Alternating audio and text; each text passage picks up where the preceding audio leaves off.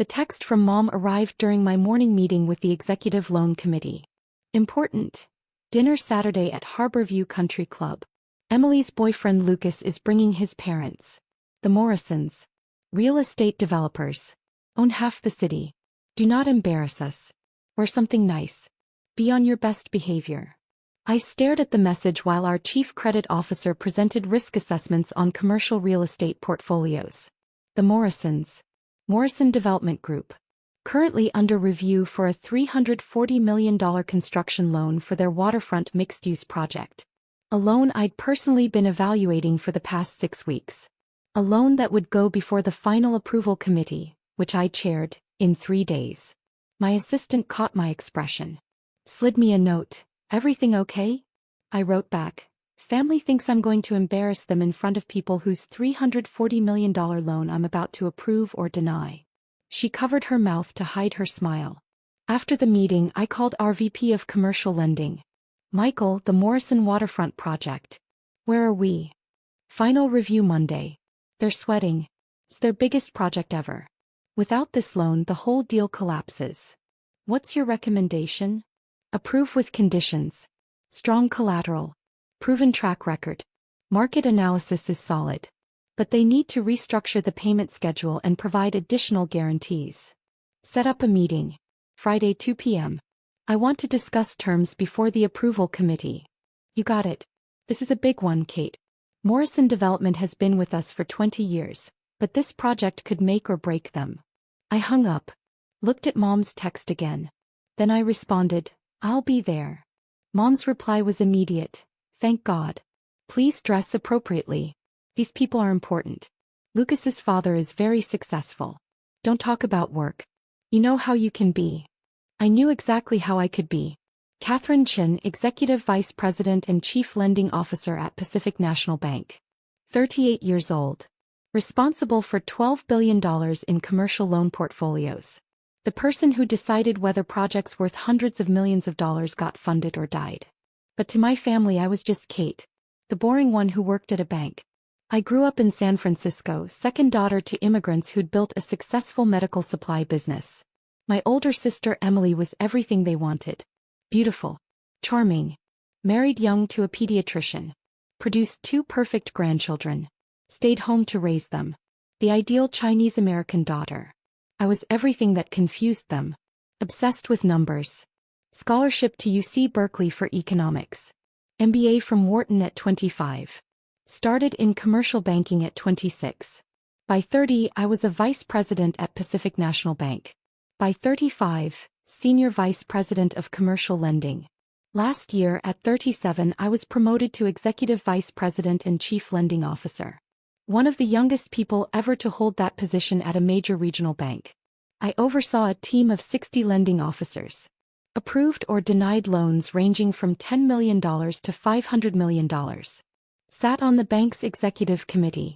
Made $850,000 annually plus bonuses that pushed my total compensation over $1.2 million. Last year I'd approved $4.3 billion in commercial loans. Maintained a default rate of 0.3%, well below industry standards. I was featured in American Banker magazine's 40 Under 40. Banking Journal called me one of the most influential commercial lenders on the West Coast. My parents' response, that's nice. Emily's daughter made honor roll. Emily was my mother's favorite. Always had been. The pretty one. The social one. The one who understood that being a good daughter meant marriage and grandchildren. I was the disappointment. Unmarried at 38. No children. Too focused on career. Too aggressive. Not feminine enough.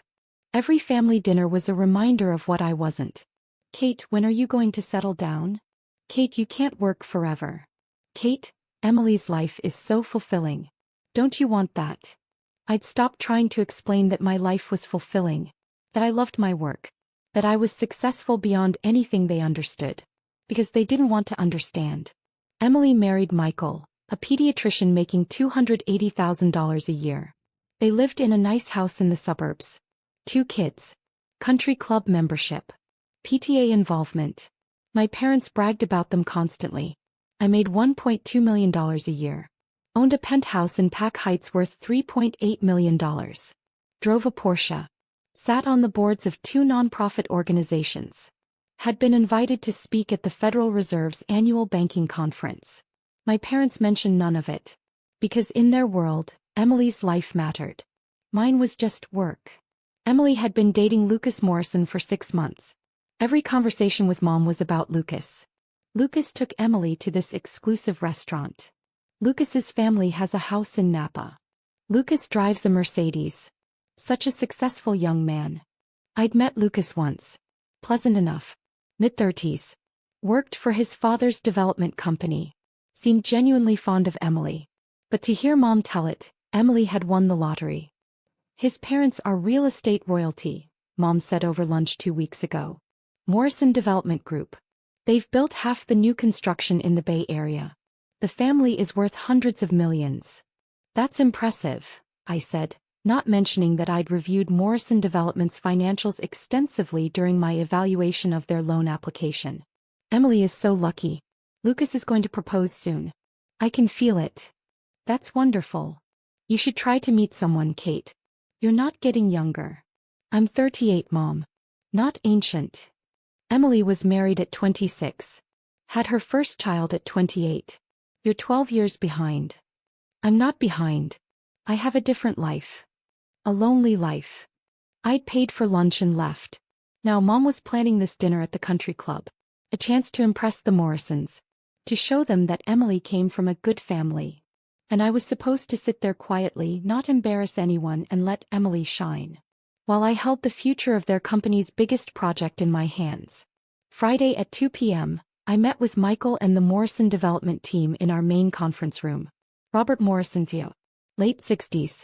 Built Morrison Development from nothing 40 years ago. Nervous about this loan. His son David Morrison, early 40s. The numbers guy. Competent but aware this project was risky. Lucas Morrison sat in on the meeting. Project development role. Largely ceremonial. Miss Chin, Robert Morrison stood to shake my hand. Thank you for meeting with us before Monday's approval committee. Of course. I've reviewed your application thoroughly. The waterfront project is ambitious. It's our legacy project, Robert said. Mixed-use development. Residential, commercial, retail. 800,000 square feet. $620 million total cost. We're seeking $340 million in construction financing. I've seen the plans. Impressive. David pulled out updated financials. We've restructured the payment schedule as Michael suggested. We're also providing additional personal guarantees from both my father and myself. I reviewed the documents. Asked detailed questions about construction timelines, pre-leasing commitments, market comparables. Lucas sat quietly. Contributed nothing. Clearly not involved in the actual business operations. After 90 minutes, I closed my folder. Gentlemen, here's where we are. Your track record is solid. The project has merit. The market analysis supports the concept. But this is the largest project Morrison Development has ever attempted. 3 times larger than anything you've previously completed. Robert nodded. We're aware of the risk. Are you?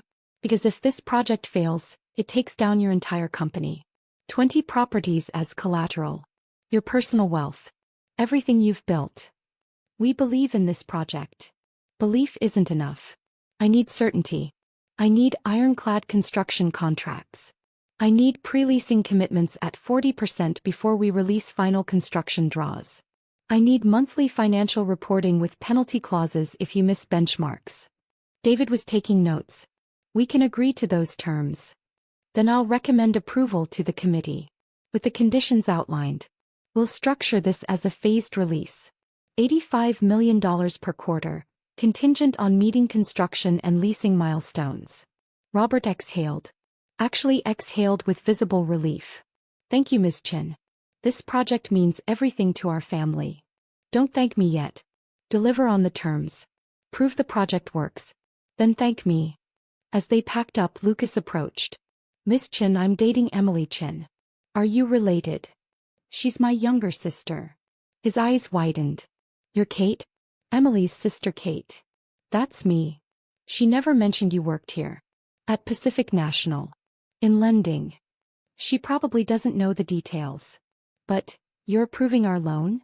If the committee agrees with my recommendation, yes. He looked stunned. Does Emily know? I doubt it. We don't discuss my work much. Robert had overheard. Approached. You're Lucas's girlfriend's sister? I am. Remarkable. Lucas never mentioned Emily's sister worked in commercial lending, let alone as chief lending officer of our bank. It doesn't usually come up. Well. Robert shook my hand again. Small world. We're having dinner with your family tomorrow at Harborview. I know. My mother texted me extensive instructions on appropriate behavior. Robert laughed. I look forward to seeing you there. Though I suspect the power dynamic has shifted considerably. After they left, Michael came into my office. That was the Morrison Group's project? Yes.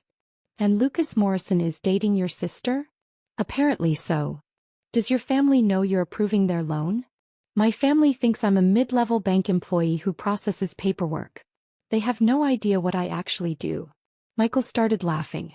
This dinner is going to be incredible. That's one word for it. Saturday morning brought a flood of texts from Mom. Dinner at 7 p.m. Don't be late. I bought you a dress. It's at my house. Please wear it. Nothing too businesslike. The Morrisons are very important. Be polite. Smile. Don't dominate conversation. Emily is so nervous. She really likes Lucas. Please don't do anything to jeopardize this. Remember, they're real estate royalty. Show respect. I responded, I'll be there at 7. I'll wear my own clothes. Mom, Kate please. Just this once, can you not make things difficult? I didn't respond. Emily called at noon. Kate, Mom said you're being difficult about the dress. I'm wearing my own clothes, Emily. Why can't you just cooperate? This dinner is important to me. I understand that. Do you? Because Lucas's parents are incredibly successful. They're judging our family. And you always make things awkward. Awkward how? You know how. You talk about work stuff nobody understands. You don't know how to do small talk. You're too serious. I'll try to behave appropriately. Please do. I really like Lucas. I don't want you ruining this. She hung up before I could respond. I sat in my penthouse looking out at the city. At the skyline I'd helped finance. At the buildings Morrison Development had built with loans I'd approved years ago. And I decided something. I was done being small. Done pretending I was less than I was. Done protecting my family's feelings at the expense of my own dignity. Tonight they'd see exactly who I was. Whether they liked it or not. I arrived at Harborview Country Club at 7 p.m. sharp. Wearing a black silk blouse, tailored pants, and the Cartier watch I'd bought myself last year after closing a record quarter. Professional. Elegant. Powerful. The valet's eyes widened when I pulled up in my Porsche 911. Good evening, ma'am. Good evening. Inside the host recognized me. Miss Chin. Welcome back. Your family is already here. The Morrison party as well. Thank you, James. He led me to the private dining room. Floor-to-ceiling windows overlooking the bay. Table set for 8. Mom, Dad, Emily and Lucas on one side. Robert Morrison, his wife Catherine and David Morrison on the other. They all turned when I entered. Mom's face fell when she saw my outfit. Kate, I bought you a dress. I'm wearing this. Emily looked panicked. Lucas looked uncomfortable. Robert Morrison stood. Smiled. Miss Chin. Good to see you again. The room went silent. Mom blinked. You know each other? We met yesterday, Robert said. Miss Chin is the chief lending officer at Pacific National Bank. She's handling our waterfront project financing. You could have heard a pin drop. Emily's voice was faint. Kate, you met Lucas's father? We had a meeting. Discussed the $340 million construction loan for Morrison Development's waterfront project. Mom's mouth opened. Closed. No sound came out. Robert, bless him, seemed to be enjoying this. Miss Chin was very thorough. Asked excellent questions. We're grateful for her expertise. Catherine Morrison extended her hand. I'm Catherine. Lovely to meet you officially, Miss Chin. Please call me Kate. Only if you call me Catherine. We sat. The dynamic in the room had shifted completely. Mom was staring at me like I'd grown a second head. Dad looked confused. Emily was pale. Lucas leaned over. Emily, you never mentioned your sister worked at Pacific National. I didn't know she was senior management. She's the chief lending officer, David Morrison said. One of the youngest in the bank's history. I researched her after our meeting yesterday. Featured in American Banker. Approved over $4 billion in loans last year. Maintained one of the lowest default rates in the industry. Emily turned to me. You approved $4 billion in loans? Last year, yes. This year I'm tracking slightly ahead of that. Mom found her voice. Kate, you never told us you were a chief lending officer.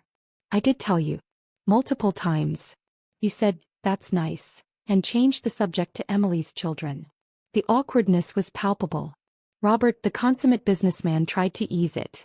Well, we're delighted to be working with Kate. The waterfront project is Morrison Development's most ambitious undertaking. Having someone of Kate's caliber overseeing our financing gives us tremendous confidence. The approval committee meets Monday, I said. I'll be recommending approval with the conditions we discussed. Wait, Emily said. You're approving their loan? You're the one who decides. I chair the committee, yes. The final vote is Monday, but my recommendation carries significant weight. Lucas looked at Emily. You really didn't know? She never talks about work. I thought she was just, I don't know, a loan officer or something. I am a loan officer, I said. Just a very senior one. The waiter came. We ordered. The tension remained thick enough to cut. Catherine Morrison, socially adept, tried to normalize the conversation. Kate, how long have you been at Pacific National? 12 years. Started as an analyst. Worked my way up. That's impressive. Banking is challenging for women, especially in senior roles. It has its moments. Robert jumped in.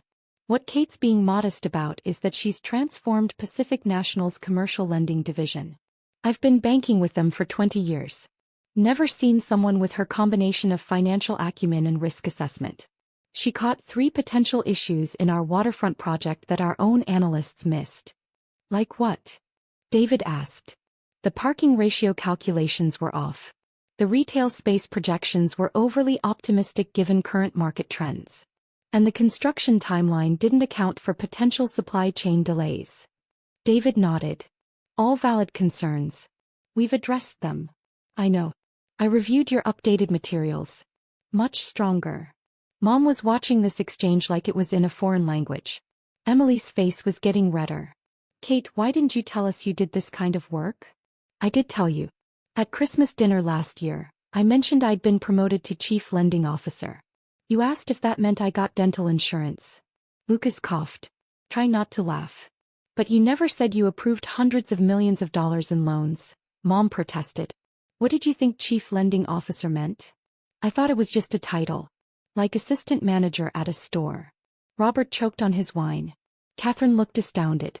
Mrs. Chin, Robert said carefully, your daughter holds one of the most powerful positions in regional banking.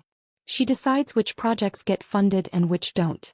She controls billions of dollars in lending authority. Dad finally spoke. How much do you make, Kate? Dad. No, I'm serious. How much? My base salary is $850,000. With bonuses, total compensation is usually $1.20 to $1.50 million annually. Silence. Complete total silence. Then Emily, you make over $1 million a year? Most years, yes. Doing what? Evaluating commercial loan applications. Assessing risk. Approving or denying financing for major construction projects, business expansions, commercial real estate developments. I oversee a team of 60 lending officers. I sit on the bank's executive committee. I report directly to the CEO. Mom set down her fork. And you never thought to mention this? I mention it constantly. You never listen. That's not fair, Kate. Isn't it? At every family dinner you ask about work. I tell you about major deals I'm closing, projects I'm evaluating, promotions I've received.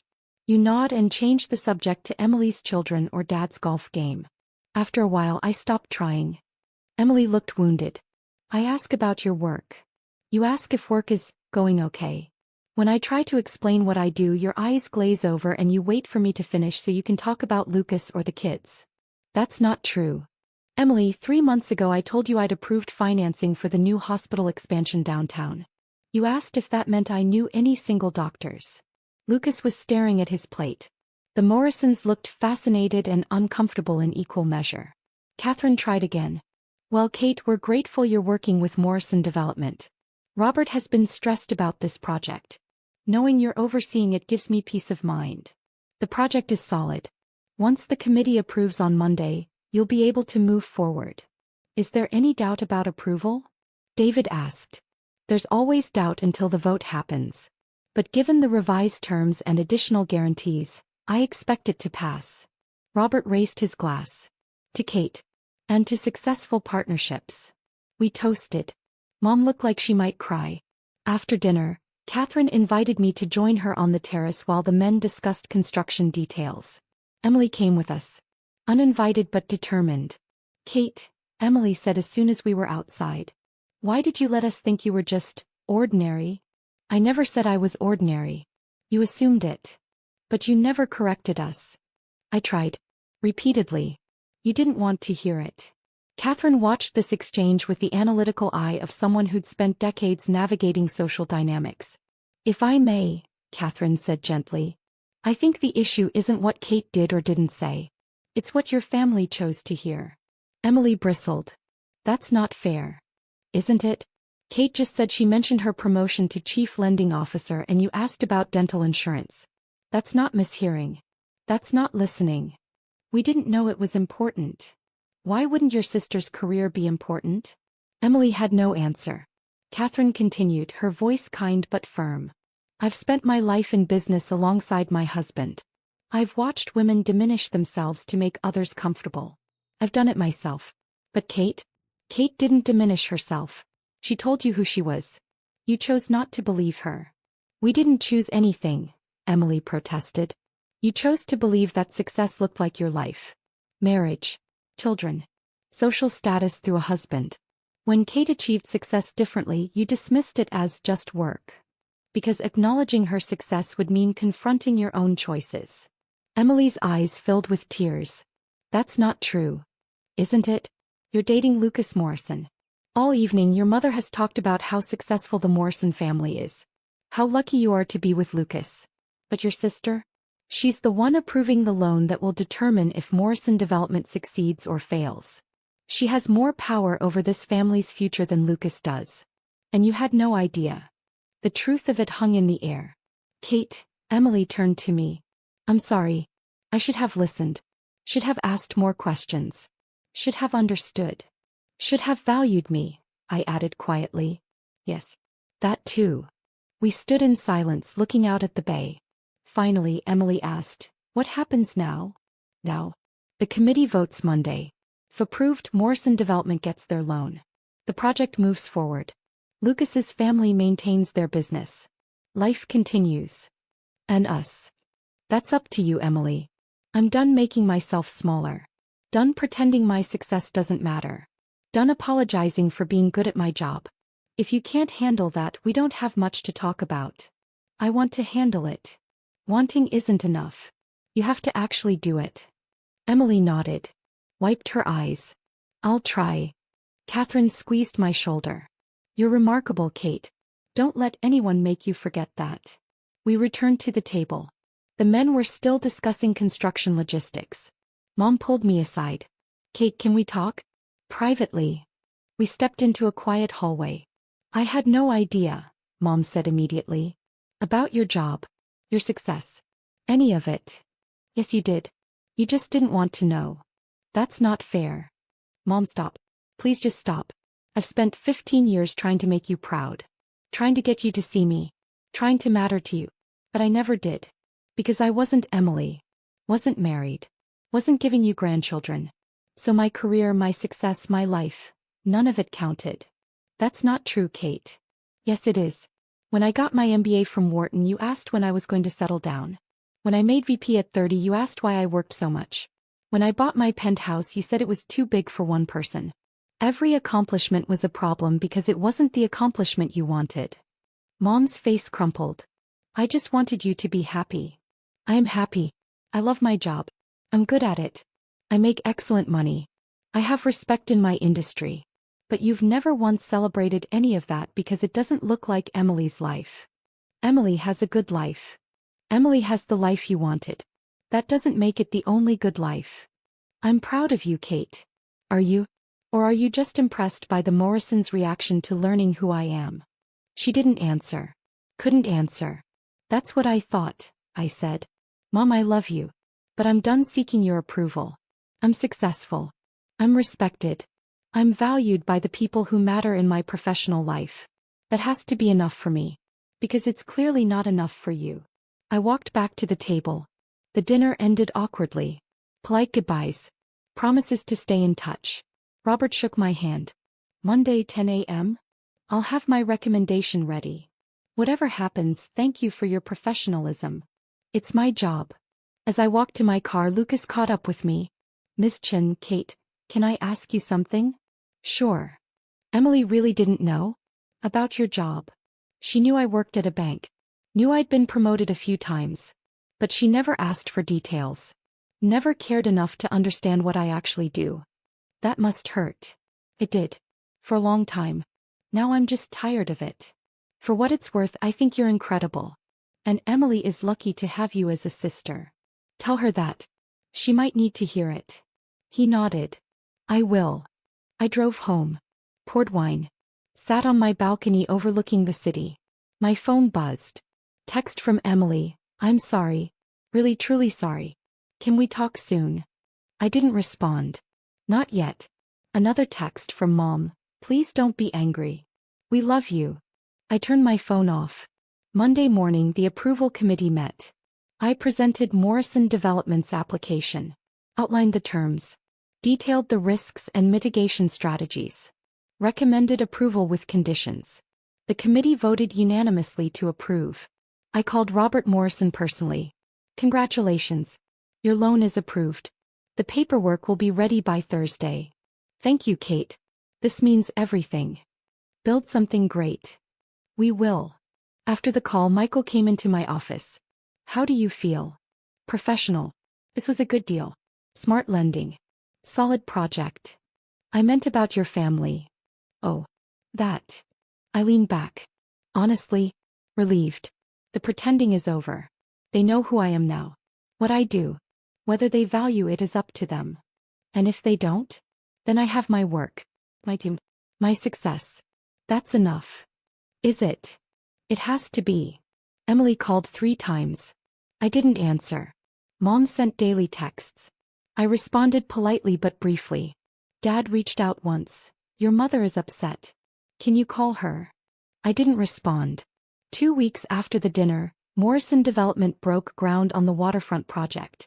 I attended the groundbreaking ceremony as the bank's representative. Robert gave a speech. Thanked Pacific National Bank. Specifically thanked me. This project exists because Kate Chen believed in it. Because she asked the hard questions that made us stronger. Because she balanced risk and opportunity perfectly. We're grateful. Applause. Photos. Handshakes. Catherine found me afterward. How are you holding up? I'm fine. Family stuff. Still processing. They'll come around. Or they won't. But Kate, you don't need them to validate you. You've already validated yourself. Thank you, Catherine. We're having dinner next month. You and David and Robert and me. No Lucas. No Emily. Just business and friendship. Will you come? I'd like that. 3 weeks after the country club dinner, Emily showed up at my office. Security called. Miss Chen, you have a visitor. Emily Chen. Says she's your sister. Send her up. Emily looked nervous. Out of place in the corporate environment. This is impressive, she said, looking around. Your office. Everything. Thank you. Can we talk? We went into my private office. I didn't offer coffee. Just waited. I've been doing a lot of thinking, Emily said. About the dinner. About our relationship. About how I've treated you. Okay. Kate, I was jealous. I blinked. What? Jealous. Of you. Your success. Your independence. Your confidence. Everything I pretended didn't matter. I wanted it. I just couldn't admit it. Emily. Let me finish. I married Michael because it was what Mom wanted. Had kids because it was expected. Joined the country club because it was appropriate. I built the life everyone told me to build. And then I watched you build the life you wanted. And you succeeded. Wildly. Without anyone's permission or approval. You have a good life. I have a safe life. There's a difference. She wiped her eyes. When Lucas's parents recognized you when they talked about your work with such respect, I realized something. You're the successful one. Not me. Not my husband. And I've spent years diminishing that because it made me feel better about my choices. I never meant to make you feel bad about your choices. I know. But I felt bad anyway. So I made you small. Made your work seem unimportant. Acted like your success didn't count because it wasn't the kind of success Mom valued. And now I want to know my sister. Really know her. The woman who approves $340 million loans. Who makes over $1 million a year. Who gets recognized at industry events. Who changed banking. I want to know that person. Why the change? Because Lucas broke up with me. I sat up. What? 2 days after the dinner. Said he couldn't be with someone who treated family the way I treated you. Said if I could dismiss my sister's accomplishments that easily, I'd dismiss his too. He was right. Emily, I'm sorry. Don't be. I needed that wake-up call. Needed to see what I'd become. Someone who tears others down to feel successful. That's not who I want to be. We sat in silence. Can we start over? Emily asked. Can I learn who you actually are? Not who I thought you were, but who you really are. That's going to take time. I have time. And Kate? I'm proud of you. I should have said that years ago. But I'm saying it now. I'm proud of you. It wasn't forgiveness. Not yet. But it was acknowledgement. Recognition. The beginning of something real. Thank you, Emily. Can I buy you lunch? Let you tell me about your work? Actually listen this time. I checked my calendar. I have an hour. That's a start. 6 months after the country club dinner, the waterfront project was 30% complete. Morrison Development hit every milestone. Every payment schedule. Every benchmark I'd required. Robert called quarterly to update me.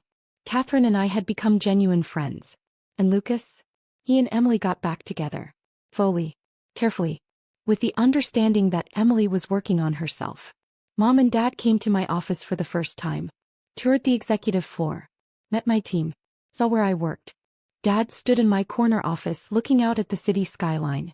This is really something, Kate. Thank you. I'm sorry I didn't understand. Didn't value what you were building. I know. Can you forgive me? I'm working on it. Mom touched my arm. We're proud of you. I know we should have said that years ago. But we're saying it now. It means more than you know. They left. I went back to work.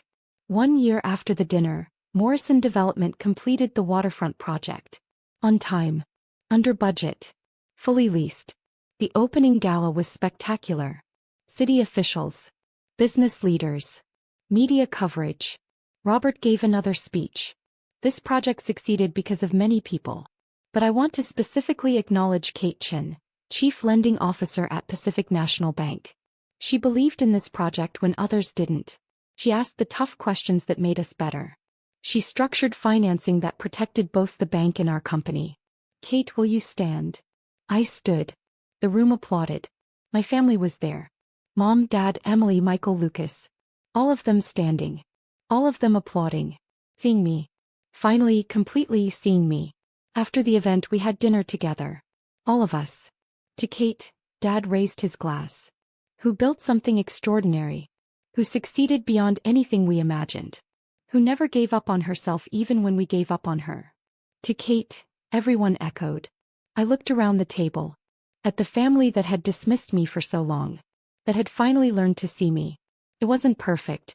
The years of being ignored didn't disappear. But it was something. Acknowledgement. Respect. The beginning of real relationships. Thank you, I said quietly. For finally understanding. Thank you, Emily responded, for not giving up on us. And that, more than any loan approval or professional success, felt like victory. Not because they'd changed, but because I'd refused to. I'd stayed exactly who I was.